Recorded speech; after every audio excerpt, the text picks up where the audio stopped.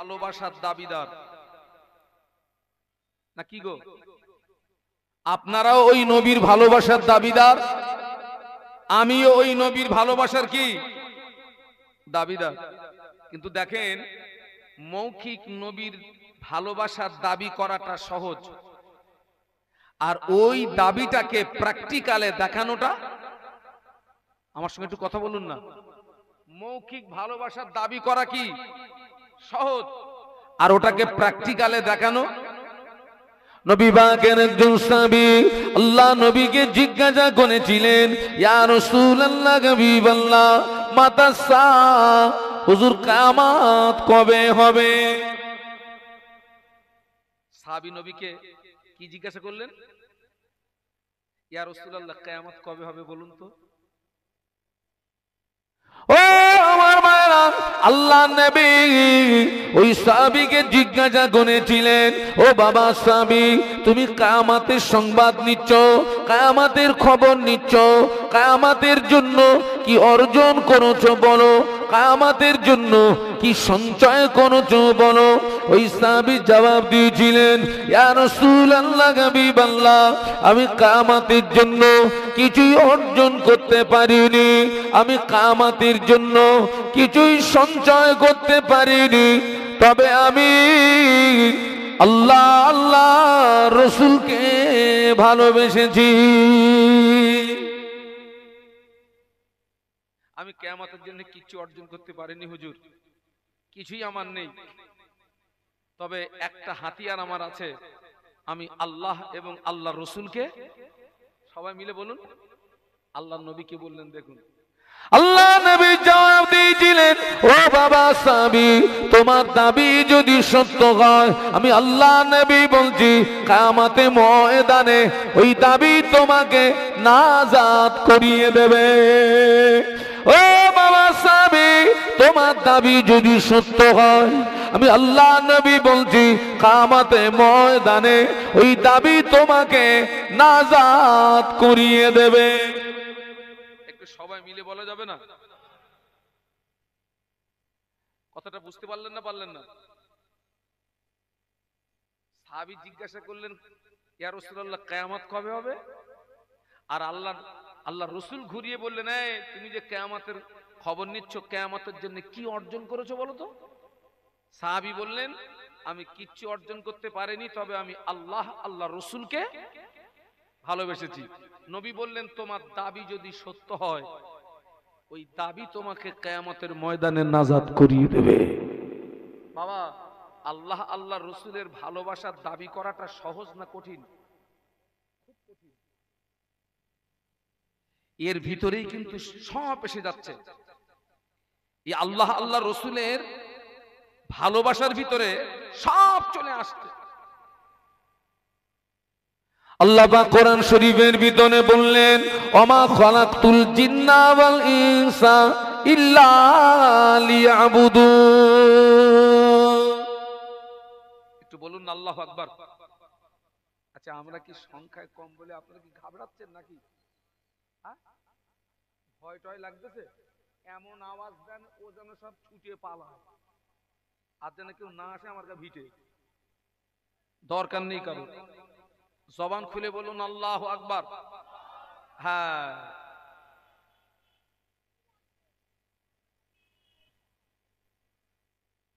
আল্লাহ পাক কোরআন শরীফের ভিতরে বললেন, ওমা খালাকতুল জিন্না ওয়াল ইনসা ইল্লা লিয়াবুদুন। আল্লাহ বললেন, আমি পৃথিবীর জমিনে জিন ইনসানকে সৃষ্টি করেছি, উদ্দেশ্য হলো তারা আমার ইবাদত করবে, উপাসনা করবে। আল্লাহ জিন ইনসানকে আল্লাহ পাক সৃষ্টি করেছেন, উদ্দেশ্য কি? বান্দা আমার ইবাদত করবে, বান্দা আমার উপাসনা করবে, বান্দা আমার নামের জিকির করবে। দেখেন, আমরা যেমন আল্লাহর বান্দা, জিন সম্প্রদায় তেমন আল্লাহর, বলুন, আবার ফেরেশতারাও কিন্তু আল্লাহর বান্দা। কিন্তু আল্লাহ পাক কোরআন শরীফের এই আয়াত শরীফের ভিতরে আল্লাহ পাক ফেরেশতাদের কথা বলেননি, জিন এবং ইনসান। আগে কিন্তু আল্লাহ ইনসানের কথা বলেননি। কার কথা বলেছেন? জিন। ওমা খালাকতুল জিন্না ওয়াল ইনসা। আল্লাহ বললেন জিন এবং ইনসান এই দুটি সম্প্রদায়কে পৃথিবীর জমিনে পাঠিয়েছি, উদ্দেশ্য তারা আমার ইবাদত করবে, উপাসনা করবে। ইবাদত কাকে বলে? কোন কথা বোঝাতে আমি এই পর্যন্ত এসেছি? ওই যে সাহাবী বললেন আমি কিচ্ছু অর্জন করতে পারিনি, আল্লাহ আল্লাহ রসুলকে। ইবাদতের সংজ্ঞা হলো আল্লাহ এবং আল্লাহর রসুলের হুকুম মোতাবেক জীবন যাপন করার নাম কি? ইবাদত। আল্লাহ এবং আল্লাহ রসুলের হুকুম মোতাবেক জীবন যাপন করার নামই হচ্ছে ইবাদত। যে সাহাবী বলছেন আমি আল্লাহ আল্লাহ রসুলকে ভালোবেসেছি, তার মানে ওই ভালোবাসার ভিতরেই সব। আর আল্লাহ রসুল সেই জন্য বললেন তোমার দাবি যদি কি হয়, সত্য হয়। আমরা যে নবীর ভালোবাসার দাবিদার, এই ভালোবাসার সত্যতা প্রমাণ করাতে হবে, তারপরে আপনি নাজাত পাবেন, তারপরে আপনি জান্নাত পাবেন। জান্নাত মামুর বাড়ি না, জান্নাত শ্বশুর বাড়ি নয়।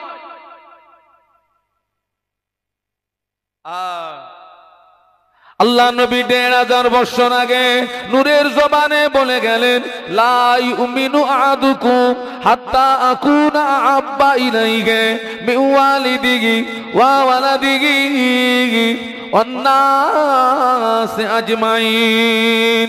আল্লাহ নবী বললেন তোমরা ততক্ষণ পূর্ণাঙ্গ মুসলমান হতে পারবে না যতক্ষণ না পর্যন্ত তোমার পিতা, তোমার সন্তান, সমস্ত মানুষ অপেক্ষা আমি রাসূলুল্লাহ আমাকে না ভালোবাসতো, ততক্ষণ পর্যন্ত পূর্ণাঙ্গ মুসলমান হতে পারবে না।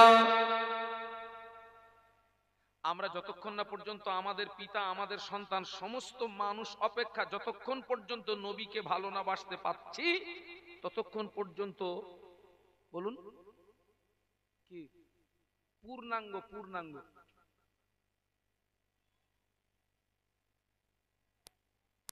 সত্যি কি আমরা আমাদের পিতা, আমাদের সন্তান, সমস্ত মানুষ অপেক্ষা নবীকে ভালোবাসতে পেরেছি? বলুন বলুন বলুন।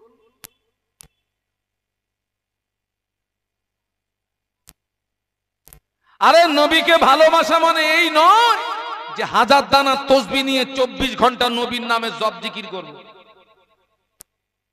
নবীর ভালোবাসা মানে এই নয় যে নবীর নামে কায়দা করে একটা মাহফিল দিয়ে দিলাম, নবী পেয়ে গেলাম, আল্লাহ পেয়ে গেলাম।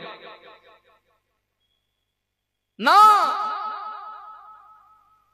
আল্লাহ পাক কোরআন শরীফের ভিতরে বললেন লাকাদ কানা লাকুম ফি রাসূলিল্লাহি উসওয়াতুন হাসানাহ।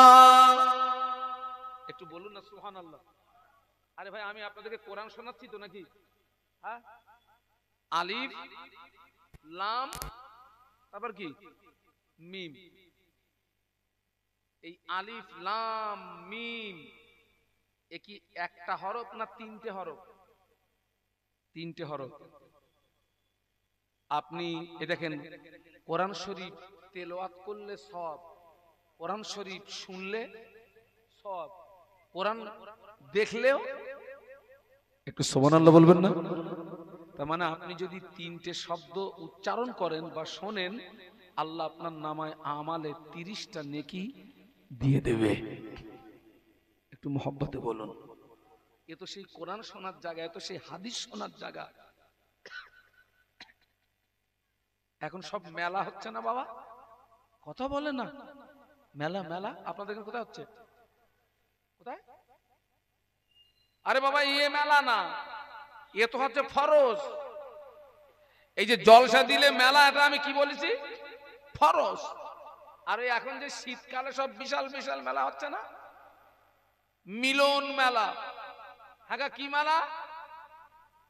মিলন মেলা মানে কারা কারা মেলবে? মেয়ে মদ্য মেলবে। আমার একটা জিনিস আমি খুব ভাবি যে এই সমস্ত মেলাগুলো শীতকালে দেয় কেন? এছাড়া গরমকালে হয় না কেন? শীতকালে দেয় কেন? বালিশে মাথা দিয়ে আমি এর একটা উত্তর খুঁজে পেয়েছি ভাই, উত্তরটা বলবো। গরমের সময়ে যত জামা খুলবেন তত মজা, গা যত খালি থাকবে তত মজা, আর শীতের সময়ে যত জড়াবেন তত মজা। বাবা গরমকালে মেলা দিলে ওখানে তেমন কিছু করা যাবে না, শীতকালে মেলা দিলে চাদরের ভিতরে অনেক কিছু করা যাবে, গরমকালে করা যাবে না। চাদরের ভিতরে মেলায় হাতা মারামারি হয়, গরমকালে হাতা মারামারি করা যাবে না। এই জন্য শীতকালে বেশি মেলা হয়। ব্যাখ্যাটা কি বড্ড কি ভুল বলেছি নাকি? আপনারা কি মনে করতেছেন ওখানে কি হাতা মারামারি হয় না? আরো কি কত মারামারি হয় জানেন? বিয়ে করার ছেলেটা বিয়ে করেছে, বিয়ে করার 3 মাস পর বাচ্চা আছে। আগে ক মাস পরে? 3 মাস পরে বাচ্চা। ও কার বাচ্চা? ও হাতা মারামারি বাচ্চা, ও তো ওর বাচ্চা না, ও অন্য জায়গা থেকে এনে এখানে ডেলিভারি দিচ্ছে। মুসলমান সবাই মেলায় যায় না, যায় না, বরখা পরে মেয়েরা মেলায় যাচ্ছে। এ মুসলমান মাহফিলে আসবে না, কোরআন হাদিস শোনার জন্য আসবে না, মেলায় যাবে। এখানে আসলে ঈমান মজবুত হয়, এখানে আসলে ঈমানের নূর পয়দা হয়। আর মেলায় গেলে বেঈমান হয়, মেলায় গেলে কাফের হয়। ওই জায়গাটায় যাবে। ঠিক না ভুল? আল্লাহ ওদেরকে হেদায়েত দিন। বলুন আমিন, বলুন আমিন। আমি কোন কথা বলছিলাম? কোন কথা বলছিলাম? আল্লাহ রসুল বলেছেন তোমরা ততক্ষণ পূর্ণাঙ্গ মুসলমান হতে পারবে না যতক্ষণ না পর্যন্ত তোমার সন্তান এবং তোমার পিতা, তোমার সন্তান এবং সমস্ত মানুষ অপেক্ষা আমাকে বলে। আমি আল্লাহ পাকের কোরআন শরীফের একটি আয়াতে শরীফা বলেছিলাম যে নবীকে পেতে গেলে 1000 দানা তসবিহ নিয়ে নবীর নামে জিকির করলে নবীকে পাওয়া যাবে না। নবীর শানে বড় একটা মাহফিল দিয়ে দিলাম, আমি নবীকে পেয়ে গেলাম না। আল্লাহ বললেন লাকাদ কানা লাকুম ফি রাসূলিল্লাহি উসওয়াতুন হাসানা। আল্লাহ বললেন আমি আমার হাবিব নবী মুহাম্মদ সাল্লাল্লাহু আলাইহি ওয়াসাল্লামকে পৃথিবীর জমিনে উত্তম আদর্শের নমুনা করে পাঠিয়েছি।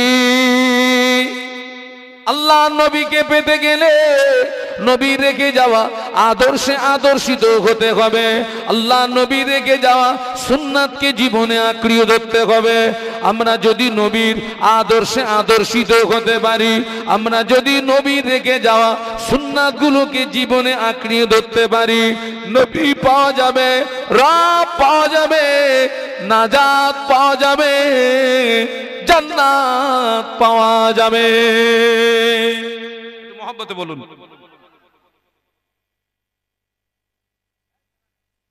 ওইটা হচ্ছে আল্লাহ নবীকে পাওয়ার আসল রাস্তা। আমার দিকে তাকান, ওইটা হচ্ছে আল্লাহ নবীকে পাওয়ার, আল্লাহ রসুলকে পাওয়ার আসল রাস্তা।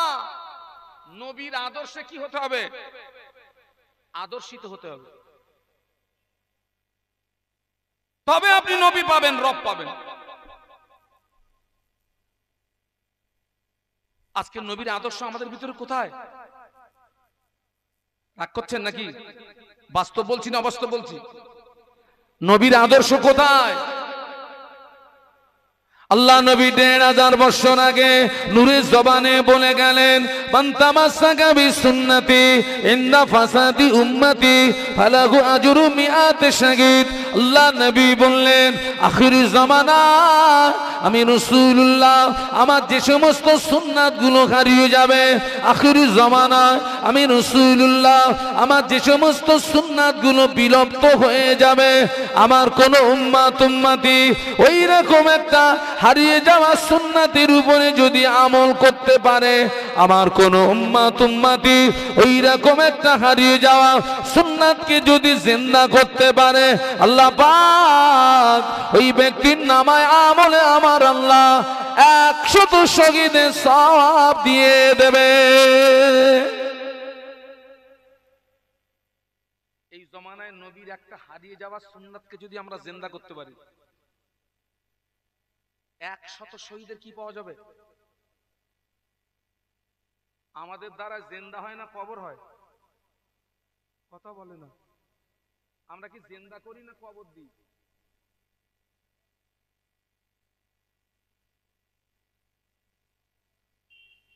আহারে, ওই যে আল্লাহ পাক বলেছেন আমাকে পেতে গেলে আমার নবীর কি করো? তাবেদারি তাবেদারি তাবেদারি তাবেদারি। তাবেদারি কাকে বলে? অনুসরণ কাকে বলে? আপনাদের মসজিদের ইমামকে আমি অনুসরণ করি, তার মানে আপনাদের মসজিদের ইমাম যেভাবে কথা বলেন আমি ওইভাবে কথা বলি, ইমাম যেভাবে আহার করেন আমি ওইভাবে আহার করি, ইমাম যেভাবে পথ চলেন আমি ওইভাবে পথ চলি, ইমাম যেভাবে ঘুমান আমি ওইভাবে ঘুমাই, ইমাম যেভাবে পান করেন আমি ওইভাবে পান করি। এর নাম কি? এর নাম অনুসরণ। ইমাম যায় ডাইনে আমি যাই বাঁয়, এর নাম কি? বিরোধিতা। আমাদের দ্বারা অনুসরণ হয় না বিরোধিতা হয়? বিরোধিতা বেশি হয়। আবার বলতেছি নবীরে ভালোবাসি। আমাকে যেন ভুল বুঝবেন না। ছোট্ট একটা সুন্নাতের কথা বলি, ছোট্ট একটা সুন্নাতের কথা বলি, বাবা পারলে আমল করবেন। ছোট্ট একটা সুন্নাতের কথা বলি। আমরা জলসা জুলুসে আসলে আমাদের যখন খেতে দেয়, নাস্তা দিক আর ভাত দিক যাই দিক, ওই পেয়ালার নিচে আর একটা কিছু পেতে দেয়, ওটার নাম কি? কমিটির ছেলেরা যখন আমাদেরকে কিছু দেয়, যখন ওই দাস্তারখান বিছিয়ে দেয়, আমরা তখন হাসি। আমি তখন হাসি, আল্লাহ রে আলহামদুলিল্লাহ তোর হুজুররা এই আমলগুলো করে, কিন্তু যারা দিচ্ছে খবরলে দেখেন কে জান? ওরা কথা বলে না। ওরা কি? তার মানে ওদের বক্তব্য হুজুর তোমরা বাঁচো, আমরা। আরে আল্লাহর কোরআন বলছে কু আনফুসাকুম ওয়া আহলিকুম নার। আল্লাহর কোরআন বলছে আগে নিজে বাঁচ তারপরে অপরে বাঁচা, আর ও বলতেছে হুজুর আগে তোমরা বাঁচো, বাদ মে হাম দেখ লুঙ্গা। এই যে মাথায় টুপি দিয়েছেন এটা কি? এই যে আমার গায়ে যে জামা আছে এটা কি লেবাস? একটু বলুন বলুন, কি লেবাস এটা? ওই যে মুখে দাড়ি রেখেছেন,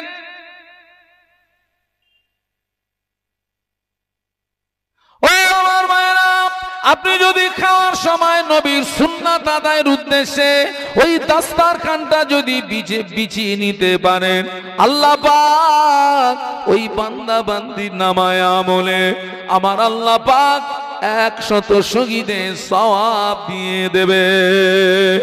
নবী সুন্নাত আদায়ের উদ্দেশ্যে মাথায় যদি টুপিটা দেওয়ার অভ্যস্ত করতে পারেন, আল্লাহ পাক আপনার নামায় আমলে 100 শহীদের সওয়াব দিয়ে দেবে।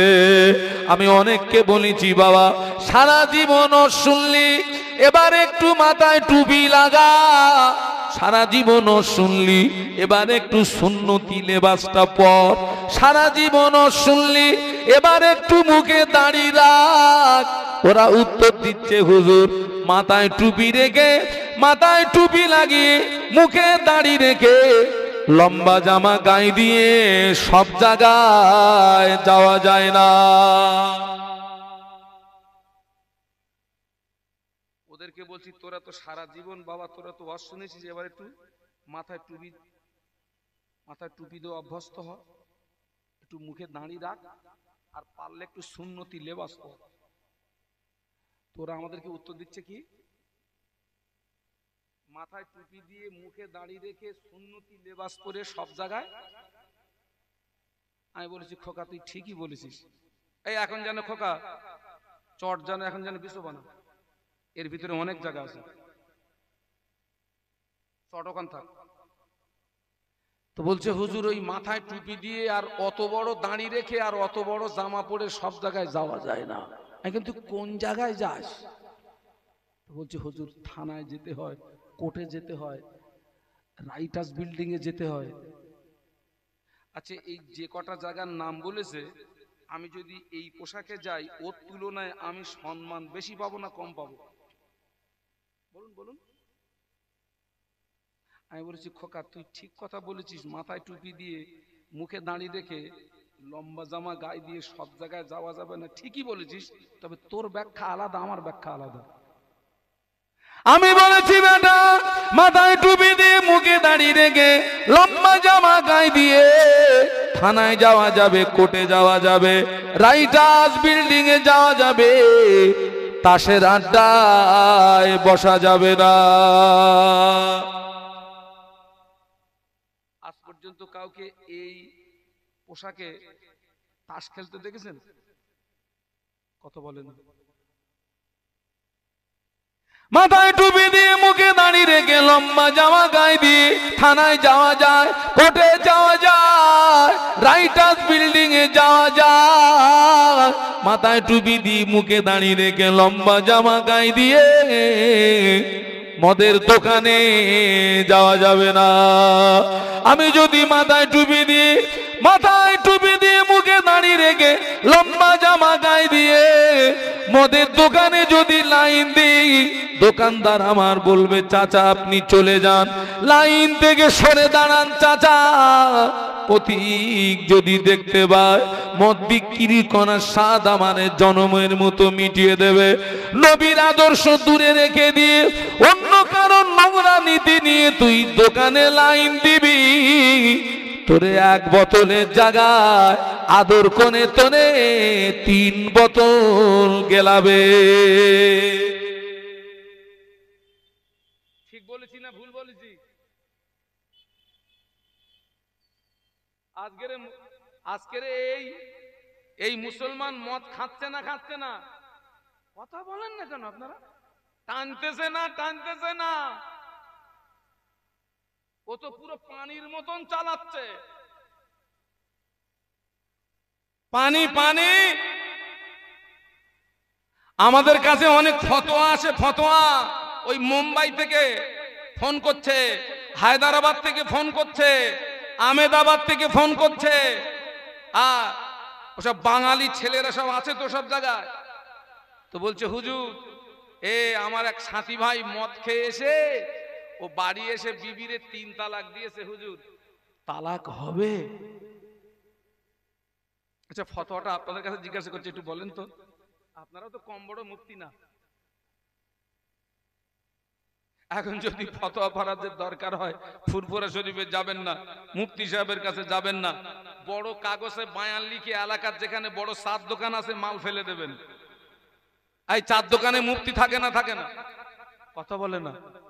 এখানে ওয়াজ হচ্ছে, এই ওয়াজের তাফসীর হবে কালকের ফজরের নামাজের পরে 4 দোকানে। শাহনুর আলম এই বলেছে, ওই বলেছে, হুই বলেছে। তুই যদি এত বড় মুফতি হবি তো আমাকে দাওয়াত করেছিস কেন? তুই ওয়াজ কর। ফতোয়াটা দেন তো। ওই মদখোর যদি মদ খেয়ে বিবিরে তালাক দেয়, তাও দিয়েছে 3 তালাক, ও তালাক হবে না হবে না? হবে না। আচ্ছা হবে না আর পক্ষে একটা দলিল দেন তো, মানে আপনি কোন কারণবশত বলছেন? ও এখন নেশা অবস্থায় আছে। আচ্ছা হওয়ার পক্ষে কেউ আছে? বলুন আপনার দলিল দেন।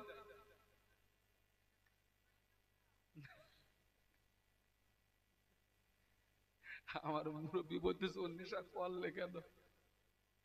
না আসলে তা না, আপনি যেটা বলেছেন ওইটাই ঠিক হবে, তবে দলিলটা আমি দিচ্ছি। চলুন তার আগে একটু মদিনার থেকে ঘুরে আসি। মদিনায় যেতে মন চায় না? আল্লাহ আমাকে 3 বার নিয়ে গেছে, আবার মনটা তড়পাচ্ছে, চলুন তো একটু ঘুরে আসি।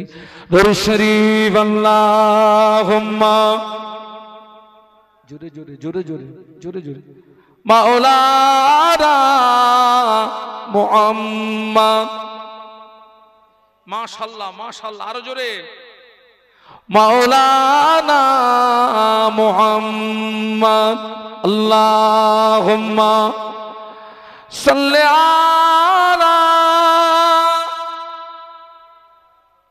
মাশাআল্লাহ।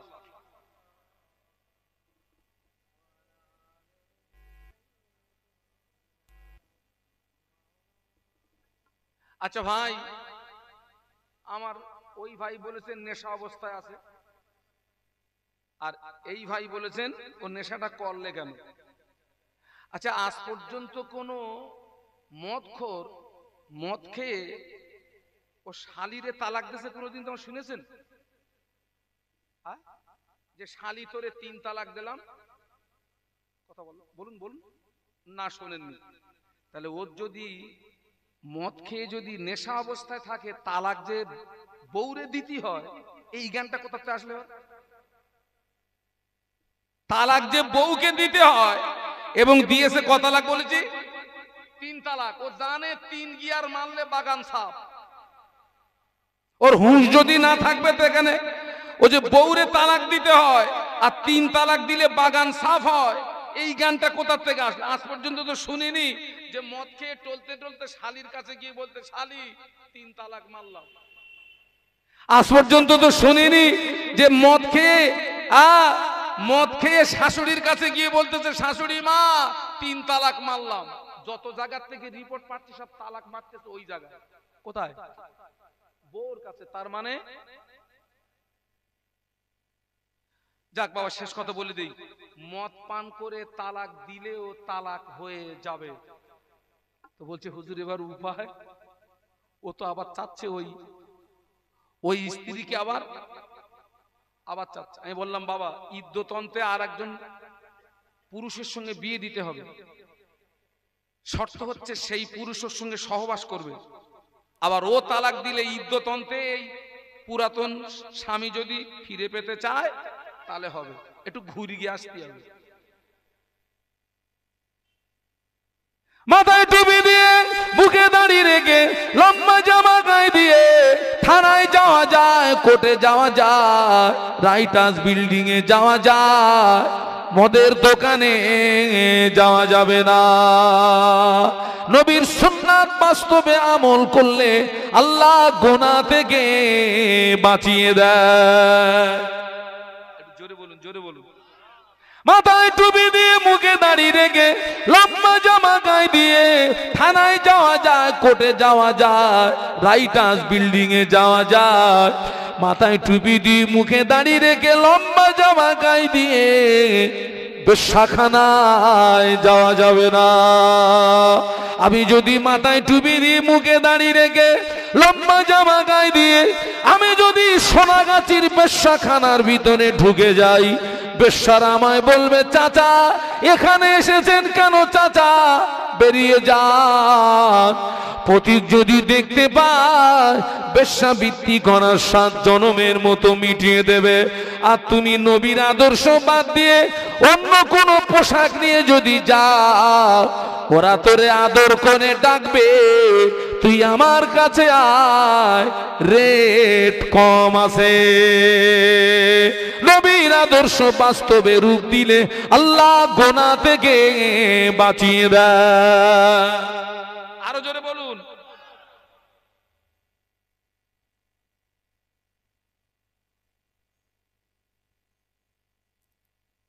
আবার বলছি, আল্লাহ পাক বলেছেন আমাকে পেতে গেলে কার তাবেদারি করো? নবীর তাবেদারি করো। নবীর।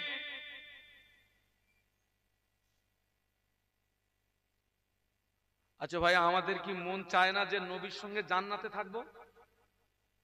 তাও কথা বলে না। আল্লাহ রসুল বলেছেন আদ-দুআ মুখুল ইবাদা, দোয়া হচ্ছে ইবাদতের মগজ।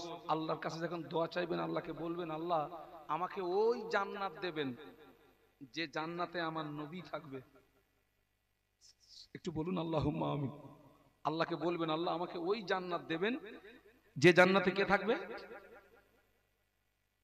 আল্লাহ নবী ১৫০০ বছর আগে নূরের জবানে বলে গেলেন, মান আব্বা সুন্নতি ফাকাদ আব্বানি ওয়া মান আব্বানি কানা মাই ফিল জান্নাহ। আল্লাহ নবী বললেন, মান আব্বা সুন্নতি, যে আমার সুন্নাতকে ভালোবাসলো, ফাকাদ আব্বানি, ওই ব্যক্তি আমি রাসূলুল্লাহ আমাকে ভালোবাসলো। ওয়া মান আব্বানি, যে ব্যক্তি আমি রাসূলুল্লাহ আমাকে ভালোবাসলো, আমি আল্লাহ নবী বলছি কানা মাই ফিল জান্নাহ, ওই ব্যক্তি আমি রাসূলুল্লাহ আমার সঙ্গে জান্নাতের ভিতরে পাশাপাশি থাকবে।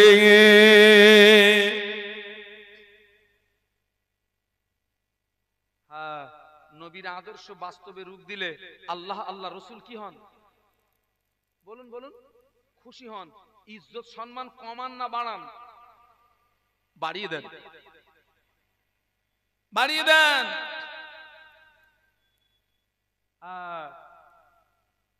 আল্লাহ ইজ্জত সম্মান, বাবা লা ফাকরা, অহংকার করছি না, আল্লাহ ইজ্জত সম্মান বাড়ায়। আমাদের মতন জানোয়ারের পেশাব করার পানি নিয়ে কমিটির ছেলেরা ছোটে, আমাদের মতন জানোয়ার, আমার মতো জানোয়ার পেশাবের পানি নিয়ে কমিটির ছেলেরা বদলা নিয়ে ছোটে। সম্মান কিনতে পাওয়া যাবে? কে দিয়েছে? অতুইজ্জু মান তাশাউ অতুযিল্লু মান তাশাউ বিয়াদিকাল খায়র ইন্নাল্লাহা আলা কুল্লি শাইইন কাদির।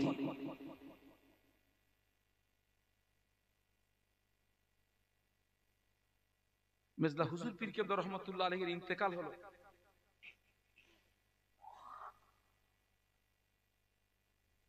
মির্জা হুজুর পীর কেবলা রহমাতুল্লাহ আলাইহির ইন্তেকাল হলো। আপনারা জানাজা নামাজে গেছিলেন? গেছিলেন কারা কারা? একটু হাত তোলেন তো। আচ্ছা, কত লক্ষ মানুষ হয়েছিল কম বেশি? 30 লক্ষ মানুষ। আমি বাদ দিলাম, ওর থেকে 10 বাদ দিলাম, 20 লাখ বাদ দিলাম, 10 লাখ মানুষ। এই 10 লাখ মানুষ সবাই কি মেজে হুজুরের মুরিদ? কথা বলুন, কথা বলুন না। পাগলের মতো ছুটেছে কেন?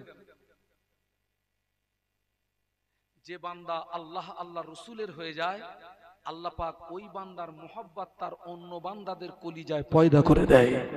একটু সুবহানাল্লাহ বলুন। তাই সব পাগলের মতো ছোটে, পাগলের মতো, শুধু একটু মুখটা দেখবে তাই, শেষবারের মতো।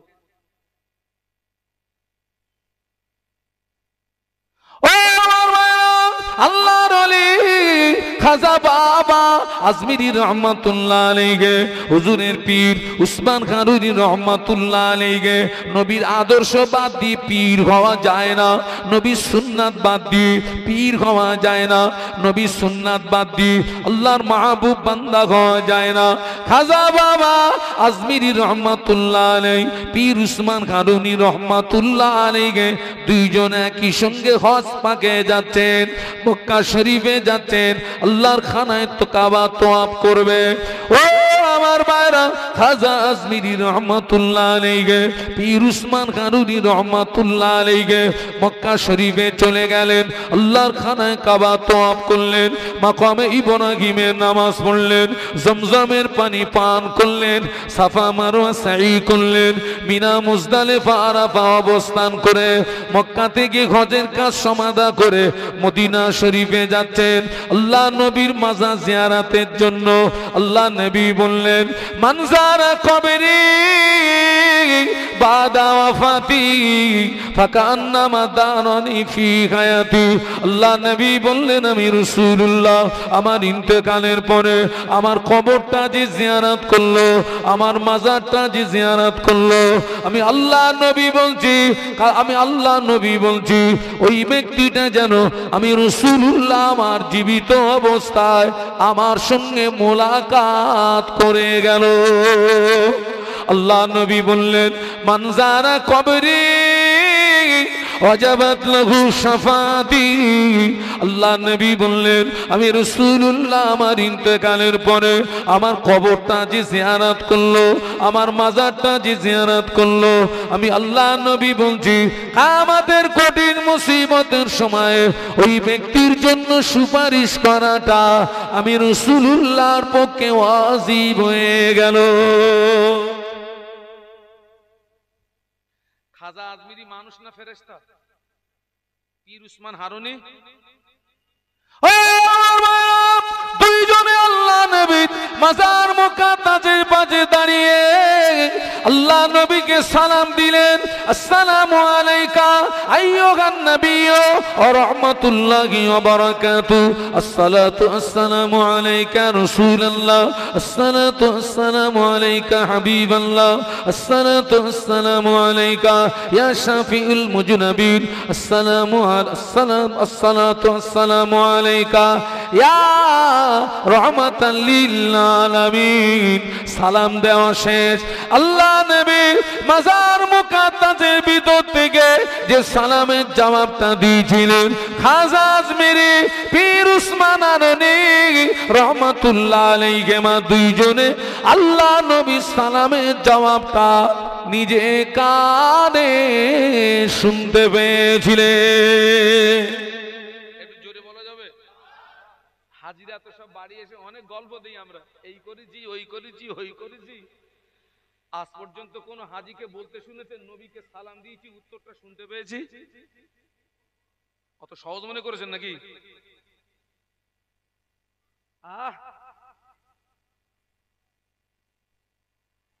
অত সহজ?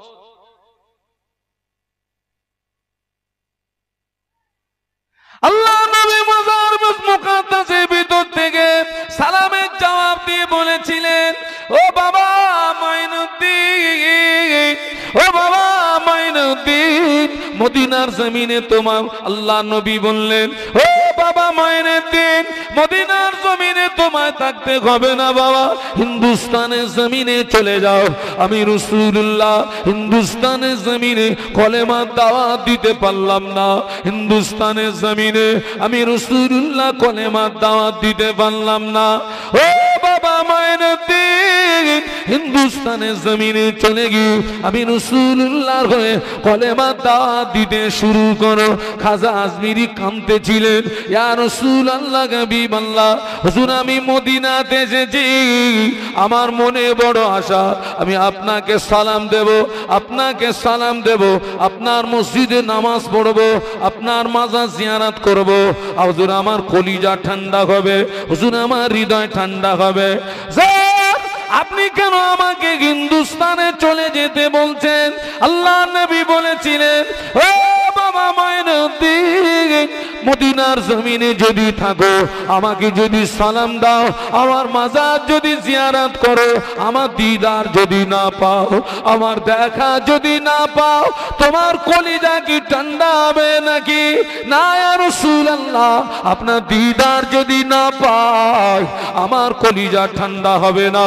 আল্লাহ নবী বললেন, বাবা মাইনুদ্দিন, হিন্দুস্তানের জমিনে চলে গিয়ে আমি রাসূলুল্লাহর কলেমার দাওয়াত দিতে শুরু করো। আমি আল্লাহ নবী কথা দিলাম, আমি মদিনার জমিন থেকে হিন্দুস্তানের জমিনে তোমাকে দেখা দেব। জোরে বলতে পারলেন না? তাকবীর দেন তো, নারায়ে তাকবীর। জোরে বলুন, নারায়ে তাকবীর। হুজুর আসলেন, এই হিন্দুস্তানে তখন একজন কলেমা পড়নেওয়ালা মানুষ খাজা আজমিরির হুজুরের হাতে হাত দিয়ে 90 লক্ষ মানুষ ইসলাম গ্রহণ করেছিলেন। একটু জোরে বলুন। হুজুরের মনে যখন আসা জানতো আল্লাহ পাক, ও রব্বুল আলামিন, আল্লাহ পাক আমি একটু নবীকে দেখব। খাজা আজমিরির মনে যখন এই আশা জাগতো, আল্লাহ নবী মদিনার জমিন থেকে হিন্দুস্তানের জমিনে খাজা আজমিরি রহমাতুল্লাহ আলাইহির সামনে হাজির হয়ে যেতে। আর একটু জোরে বলো।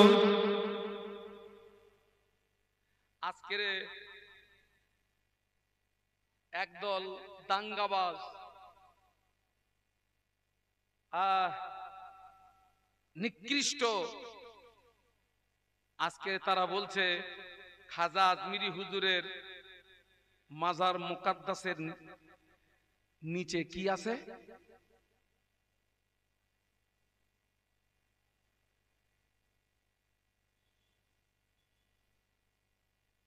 আগামী দিনগুলো অত্যন্ত ভয়াবহ দিন আসছে ভাই, কঠিন দিন আসছে। আমাদেরকে বাঁচাতে পারে কে? জবান খুলে বলুন, মারতে পারে কে? অতএব পায়ে ধরে বলে যাচ্ছি, বাঁচতে যদি চান ওই আল্লাহর সঙ্গে সম্পর্ক তৈরি করুন। তবে আবার বলছি, আল্লাহর সঙ্গে সম্পর্ক তৈরি করতে গেলে নবীকে বাদ দিয়ে পারবেন না। আজকের আমাদের কাছ থেকে মসজিদগুলো নিয়ে নিচ্ছে। আজকের আমি কলম পত্রিকায় দেখছিলাম, উত্তরপ্রদেশে একটা বড় শয়তান আছে, যে হচ্ছে মুসলমানদের চরম দুশমন, মুসলমানদের চরম শত্রু, ইসলামের চরম দুশমন, ইসলামের চরম শত্রু। আজকের উত্তরপ্রদেশের একটা আপনার মসজিদে গতকালকের সার্ভে করেছে ওরা, যেটা সার্ভে, যে মসজিদে সার্ভে যাচ্ছে সেই মসজিদের তলায় কি শালা যে কবতল যে টেনেছিস তোরা। আগে ওরা ওদের দেব পেত মন্দিরের ভিতরে, লজ্জার বিষয় ওরা ওদের ভগবানকে পেত মন্দিরে, আর এখন ওদের ভগবান আর মন্দিরে জায়গা নেয়নি, ওদের ভগবান জায়গা নিয়েছে আমাদের মসজিদের ভিতরে। এটা অত্যন্ত লজ্জাজনক। এটা হচ্ছে দাঙ্গা বাঁধানোর একটা পরিকল্পনা, দাঙ্গা বাঁধানোর একটা সূত্র। সাবধান থাকবেন। তবে জেনে রাখবেন, আমার বাংলা সম্প্রীতির বাংলা, আমার ভারতবর্ষ সম্প্রীতির ভারত, সম্প্রীতির ভারতবর্ষ। আমরা এই বাংলাতে, আমি আমার বাংলা নিয়ে বলি, আমরা বাংলার হিন্দু মুসলিম আমরা সম্প্রীতিকে বজায় রেখেছি। আশেপাশে যে সমস্ত অমুসলিম ভাইরা আছেন, আমার কথা শুনছেন, তাদেরকে বলবো আপনারাও সতর্ক থাকুন, আমরাও সতর্ক থাকছি। আমরা যেভাবে পূর্বের দিনে একই সঙ্গে আমরা কাঁধে কাঁধ মিলিয়ে জীবন যাপন করেছি, আগামী দিনগুলোতে আমরা একই সঙ্গে কাঁধে কাঁধ মিলিয়ে জীবন যাপন করব। দাঙ্গাবাজদের থেকে আপনারাও দূরে থাকুন, আমরাও। যারা শিক্ষিত অমুসলিম যারা, তারা কিন্তু এটাকে সমর্থন করছে না। ঠিক না ভুল বলুন? এই যে মসজিদের ভিতরে ওদের আপনার দেবতার লিঙ্গ, এটা সব সব অমুসলিম ভাইরা এটা সমর্থন করে, বরং তাদের আবার লজ্জায় মাথা হেঁট হয়ে যাচ্ছে। এই হিন্দুস্তানের জমিনে খাজা আজমিরি রহমাতুল্লাহ আলাইহি, তিনি সর্বপ্রথম কলেমার বাতি জ্বালিয়েছিলেন। একটু জোরে বলুন, আরো জোরে বলুন। হুজুরের মনে যখনই আশা জাগতো, আল্লাহ আমি একটু নবীকে দেখবো, নবীকে দেখবো, নবীকে দেখবো, আল্লাহ নবী খাজা আজমিরি হুজুর রহমাতুল্লাহ আলাইহির সামনে হাজির হয়ে যেতেন। খাজা আজমিরি রহমাতুল্লাহ আলাইহির ইন্তেকালের পরে হুজুরের কপালে আজ গভীর লেখা উঠেছিল, খাজা হাবিবুল্লাহ মাতা কি হুবিল্লাহ, খাজা হাবিবুল্লাহ মাতা কি হুবিল্লাহ। খাজা বাবা আল্লাহর দোস্ত, খাজা বাবা আল্লাহর মাহবুব, আল্লাহর মোহাব্বতে ইন্তেকাল হয়ে গিয়েছে। মোহাব্বতে বলুন না সুবহানাল্লাহ।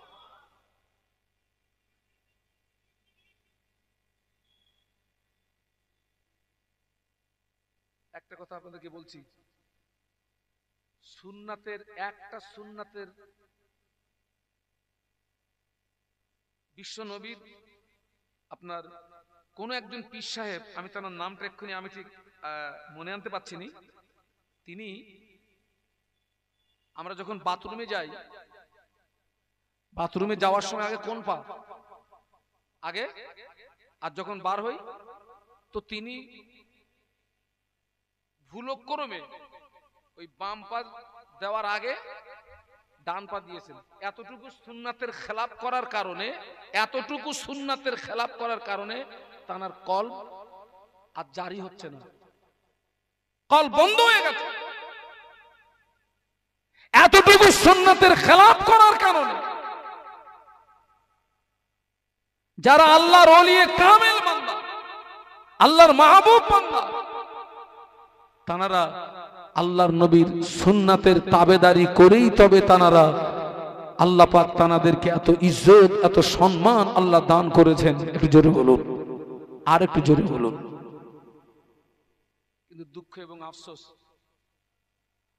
আমরা অনেকটা দূরে, আমরা অনেকটা দূরে। আল্লাহ পাক কোরআন, ও আমার ভাইজানেরা, ফুরফুরা শরীফের মুজাদ্দিদুজ্জামান পীর আবু বকর সিদ্দিক রহমাতুল্লাহ আলাইহি,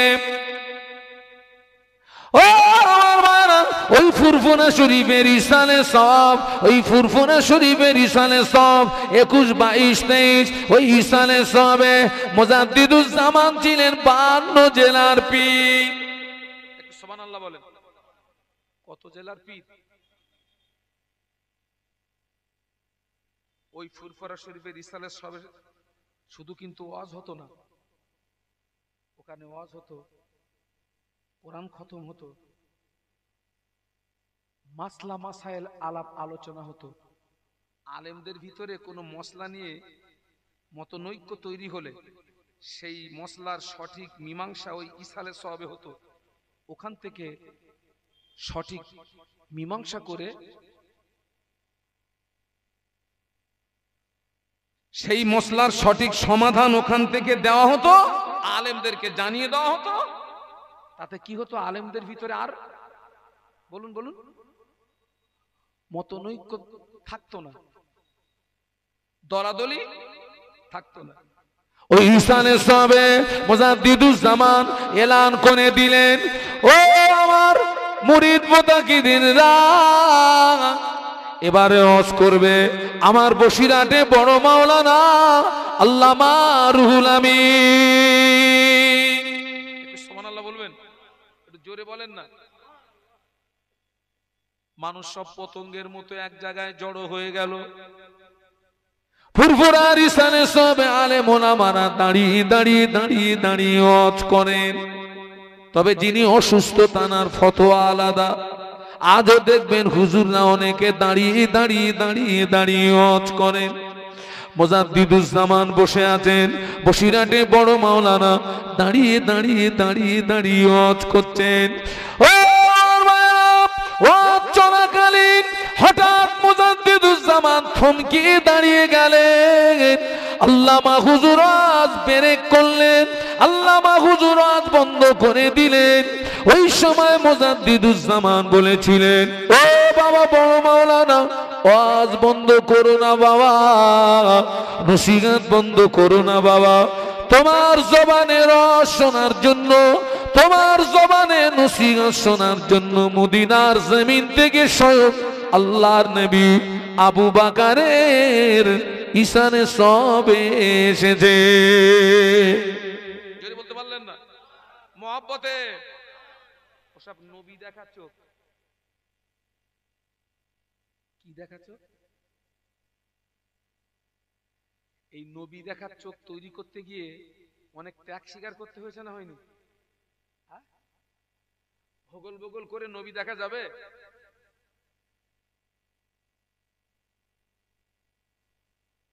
মুজাদ্দিদুজ্জামানের পীর সুফি ফতে আলী ওয়াইসি রহমাতুল্লাহ আলাইহি কোথায় শুয়ে আছেন? কলকাতার মানিকতলার জমিন বন্ধ করে শুয়ে আছেন সুফি ফতে আলী ওয়াইসি রহমাতুল্লাহ আলাইহি। যতদিন হায়াতে ছিলেন চোখের একটা করে পলক মারতেন, আর একবার করে আল্লাহর নবীকে দেখতে পেতেন। পলকে পলকে পলকে পলকে পলকে আল্লাহ নবীকে দেখতে পেতেন। শুধু নবী নিজে নবীকে দেখতেন না, ভক্ত মুরিদদের সঙ্গে নবীর দিদার করিয়ে দিতেন। একটু জোরে বল না বাবা, একটু মহাব্বতে বলেন না। নিজে তো দেখতেন এবং ভক্ত মুরিদদের সঙ্গে নবীর দিদার করিয়ে দিতেন। এর জন্য ত্যাগ স্বীকার করতে হয়েছে না হয়নি? আমি একটু আগে একটা কথা বলছি না, একটা সুন্নাতের খেলাপ করার কারণে কি হয়ে গেছে? কল বন্ধ হয়ে গেছে। আর আমরা তো মিথ্যা কথা বলি, চিটিংবাজি করি, লোককে ঠকাই, সুদ খাই, মদ খাই, জেনা করি, লটারির টিকিট কাটি, আর টুপি মাথায় দিয়ে এইরাম বড় দাঁড়িয়ে মাল টিকিট বিক্রি করতেছে, মনে হচ্ছে কুড়ুলতে কুকুইও।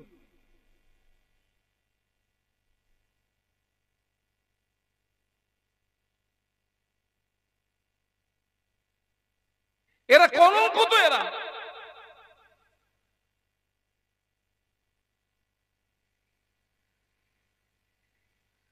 আল্লাহ আমাদেরকে হেদায়েত দান, বলুন আল্লাহুম্মা আমিন। বলুন আল্লাহুম্মা আমিন। আমি আপনাদের উপকার করছি না ক্ষতি করছি? জোরে বলুন, জোরে বলুন।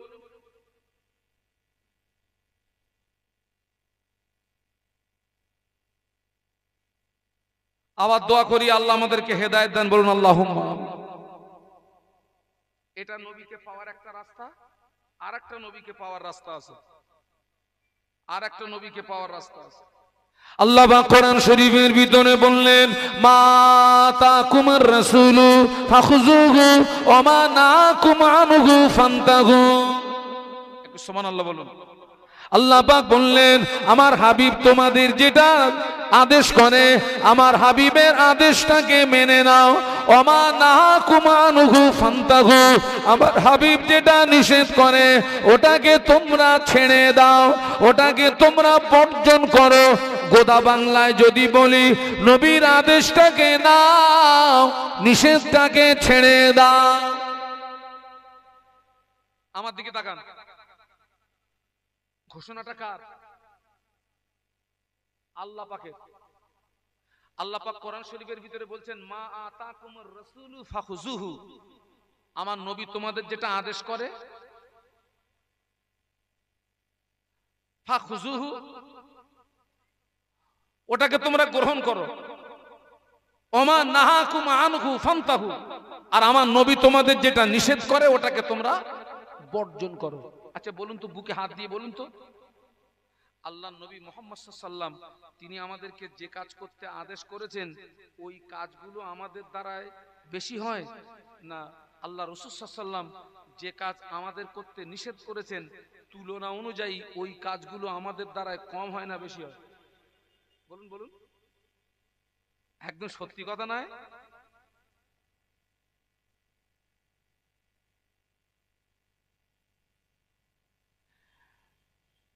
দেখুন, এই জায়গাটা হচ্ছে পরিবর্তন হওয়ার জায়গা, এই জায়গাটা হচ্ছে সংশোধন হওয়ার জায়গা,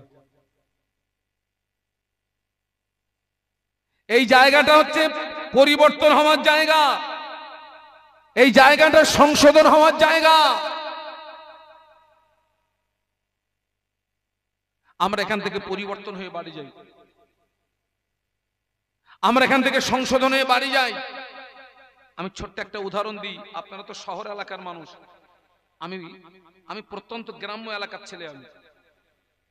আমার জন্মস্থান হাসনাবাদ নদী পেরিয়ে আরো 17 কিলোমিটার যেতে হবে, জায়গাটার নাম ধানিখালী। এখন আমি বসিরহাটের সংলগ্ন বিরামনগরের বাসিন্দা। আপনারা শহর এলাকার মানুষ, ভালো বুঝবেন। এই কলকাতায় দেখবেন ভালো ভালো রাস্তায় গোল হলুদ রঙের বোর্ড দেওয়া আছে, বোর্ডটাতে ইংরেজিতে লেখা আছে নো এন্ট্রি, আর তার নিচে বাংলায় লেখা আছে প্রবেশ নিষেধ। আর ওই বোর্ডের পাশে ট্রাফিক পুলিশ 1.5 হাত 2 হাত রুলের লাঠি নিয়ে দাঁড়িয়ে থাকে, দেখেছেন তো নাকি? তার মানে কলকাতার মতো একটা বৃহত্তম শহরে এত মানুষ এবং গাড়ির চাপ, ওই কলকাতা পুলিশ কিছু কিছু সময় কিছু রাস্তা নো এন্ট্রি করে অন্য রাস্তা দিয়ে গাড়ি মানুষ পাচিং করে শহরকে শান্ত রাখার চেষ্টা করে। যেমন গতকালকের আমাদের আপনার সমাবেশ ছিল রানী রাসমণি রোডে, অনেক রাস্তা সব নো এন্ট্রি করা ছিল, যেখানে লেখা আছে নো এন্ট্রি, প্রবেশ নিষেধ। আমি যদি গাড়ি নিয়ে ওই রাস্তায় ঢুকি, ট্রাফিক পুলিশ ধরবে না, ছেড়ে দেবে? একটু কথা বলুন। আর আমাকে ধরার পরে যদি হুম্বি তুম্বি করি,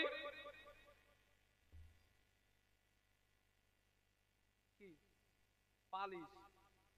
তারপরে যদি হুম্বি তুম্বি করি, এইখানে ধরবে, টেনে কোথায়? তাহলে আমার জ্ঞানমান ব্যক্তির পরিচয় ছিল যেখানে লেখা আছে প্রবেশ নিষেধ, ওই রাস্তায় না যাওয়া, পাশের খালি রাস্তা দিয়ে আমার গন্তব্যস্থলে পৌঁছানো। আল্লাহ নবী 1500 বছর আগে গানের রাস্তায় নো এন্ট্রি বোর্ড লাগিয়ে দিয়েছে, মদের রাস্তায় নো এন্ট্রি বোর্ড লাগিয়ে দিয়েছে, সুদের রাস্তায় নো এন্ট্রি বোর্ড লাগিয়ে দিয়েছে, শীতকালে মেলার রাস্তায় নো এন্ট্রি বোর্ড লাগিয়ে দিয়েছে, লটারি টিকিটের রাস্তায় নো এন্ট্রি বোর্ড লাগিয়ে দিয়েছে, বোনের ফারাজ ফাঁকি মারা যাবে না, নো এন্ট্রি বোর্ড লাগিয়ে দিয়েছে, পরের মাল আত্মসাৎ করা যাবে না, নো এন্ট্রি বোর্ড লাগিয়ে দিয়েছে। আল্লাহ নবী বললেন, ও আমার উম্মত উম্মতিরা, আমি আল্লাহ নবী বোর্ড লাগিয়ে দিলাম, এই রাস্তাগুলো তোরা যেন আসবি না। এইবার বুকে হাত দিয়ে বলেন, যে রাস্তায় নবী যেসে আমাদেরকে নিষেধ করলেন, ওই নো এন্ট্রি বোর্ড লাগিয়ে দিলেন, ওই রাস্তায় ঢুকিছি না ঢুকিনি? একটু জোরে বলেন। ঢুকেছি তো। এরপরে দাবি করতেছি নবীরে কি ভালোবাসি। খোকা, ওই কাগজে যদি লিখি র দন্তস্ব গয়কার লয় লয় আকার, কি হবে ওটা? রসগোল্লা। কাগজে যদি ওই রসগোল্লার নাম লিখে যদি কাগজ চাটি, খোকা রসগোল্লার টেস্ট পাওয়া যাবে? তুই এ যা নবী ভালোবাসে, তো আমি দেখতে পাচ্ছি কাগজে লিখে চাটার মতন। ও তো কাগজে লিখে চাটতেছি রে খোকা।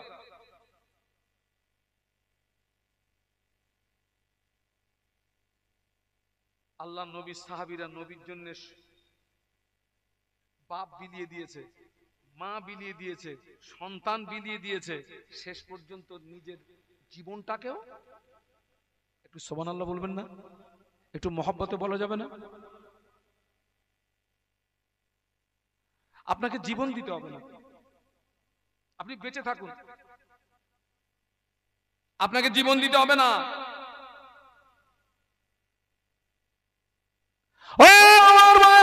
হযরত সুমাইয়া রাদিয়াল্লাহু তাআলা আনহা, হযরত সুমাইয়া রাদিয়াল্লাহু তাআলা আনহা ঈমানের কলেমা পড়ার কারণে আবু জাহল সুমাইয়াকে অত্যাচার করে।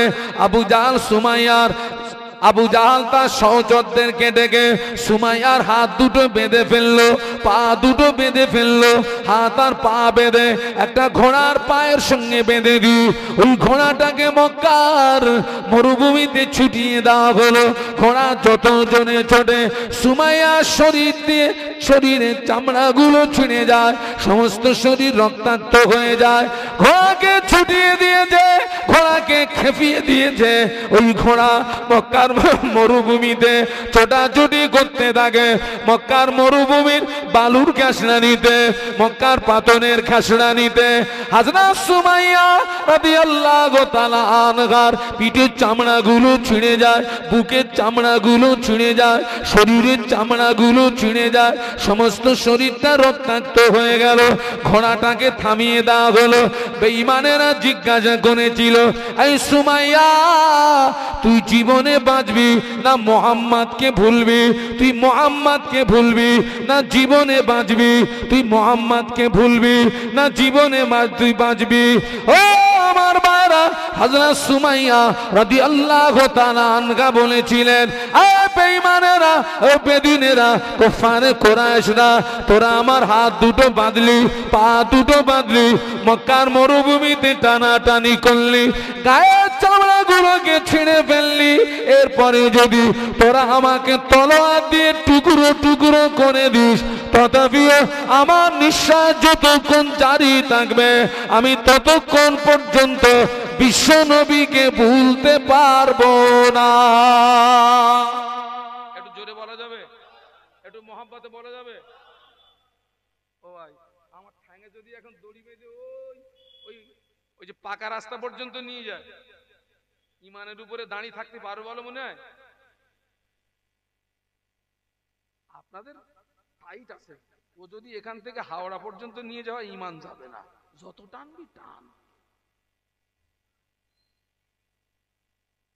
হযরত সুমাইয়া রাদিয়াল্লাহু আনহার সমস্ত শরীরটা রক্তাক্ত। আবার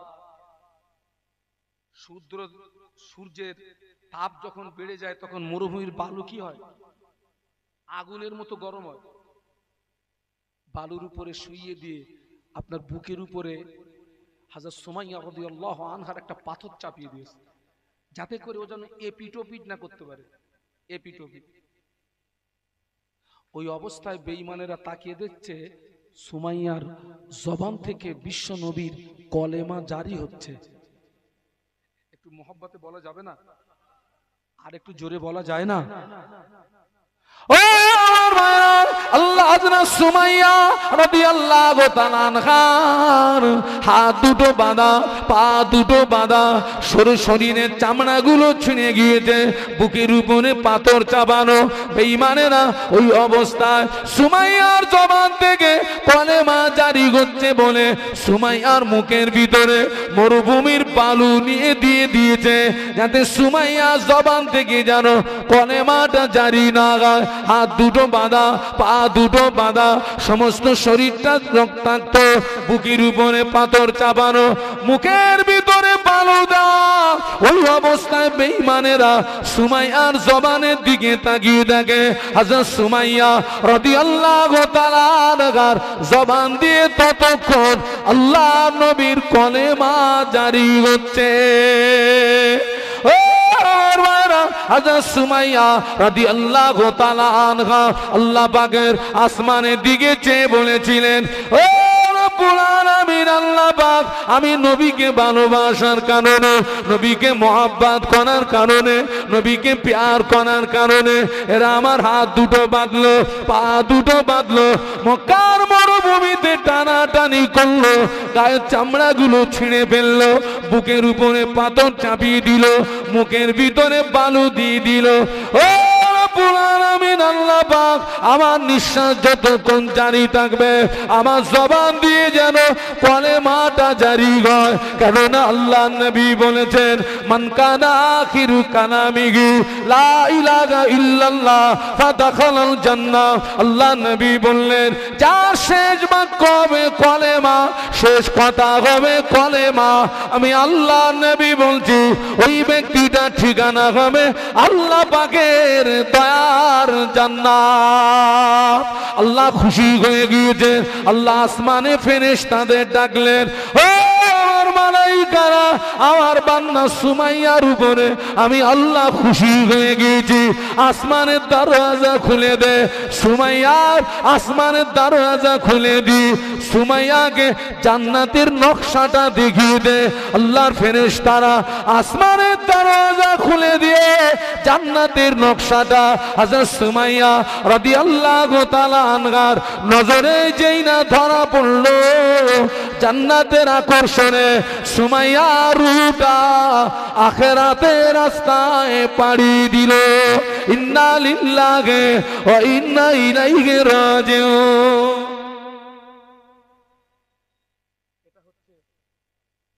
এটা হচ্ছে খাঁটি ভালোবাসা।